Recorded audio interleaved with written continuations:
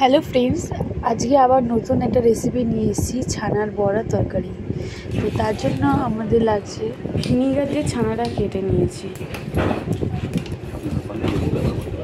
আপনারা পারলে লেবু ব্যবহার করতে পারবেন। আমি এরপর ছানাটাকে জল ঝরিয়ে নিয়েছি, জল দিয়ে ঝরিয়ে ভালো করে ম্যাশ করে নিচ্ছি।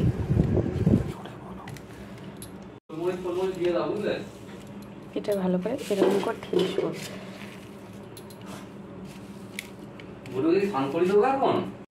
অল্প একটু নুন দিলাম, একটুখানি হলুদ দিলাম, চিনি দিলাম, ওটা দিলাম, একটুখানি ময়দা দিলাম, দিয়ে ভালো করে মাখবো। এটা ভালো করে মেখে নিয়েছি। এবার দেখেন এরকম করে বেশি সমান পরিমাণে লেচি কেটে নেবো। কেটে নেবো এইভাবে।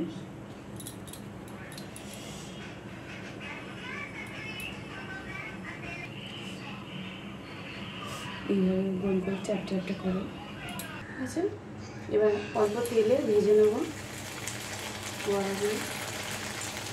বেশি লাল লাল করে ভাজবো না, নাহলে শক্ত শক্ত হয়ে যাবে। হালকা জাস্ট লাল হওয়ার মতো ভেজে নেব। একটা সাদা তেলে রান্না করছি।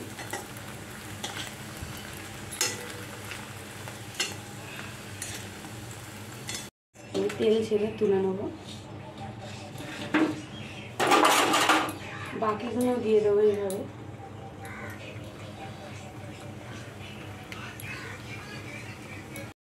একটু তেজপাতা, গোটা গরম মশলা আর জিরে ফোড়ন দিলাম।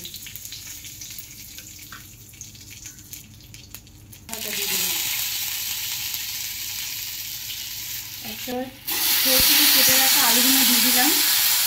আপনারা চাইলে শুধু বড়া তরকারি করতে পারে। চামচ মতো নুন দিয়ে দিলাম,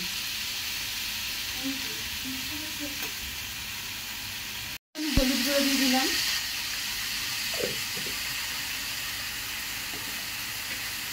এক চামচ মতন জিরে গুঁড়ো দিয়ে দিলাম। এই জিরে গুঁড়োটা আমি ঘরে বেটেছি, একটু চিনি লঙ্কা জিরে ভেজে তারপরে বেটে নিয়েছি। যে যেরকম ঝাল খান সেরকম ঝাল দেবেন। আমার একটু ঝাল ঝাল তরকারি খাই, এখানে একটু বেশি ঝাল দিলাম। প্রথম বাটাটা দিয়ে দিলাম। আমি এখানে ছোটো ছোটো দুটো টমেটোর বাটা নিয়েছি, টমেটো নিয়েছি।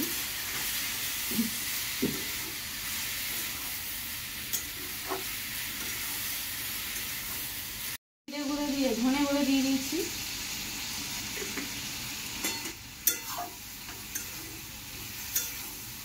এবার একটু কষবো, একটু স্বাদ মতন মিষ্টি দিয়ে দিলাম।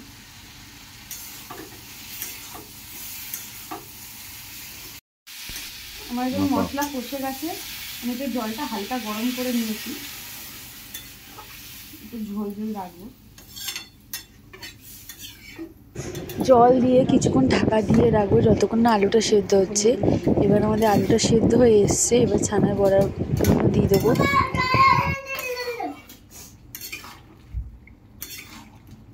একটু গুঁড়ো গরম মশলা, আমাদের ছানা তরকারি তৈরি। একটু উপর থেকে ঘি দিয়ে দিলাম, রেডটা হয়ে। এই অন্যতম রেসিপিটা আপনাদের কেমন লাগলে প্লিজ জানাবেন, আর ভালো লাগলে লাইক দিয়ে যাবেন অবশ্যই। Thank you.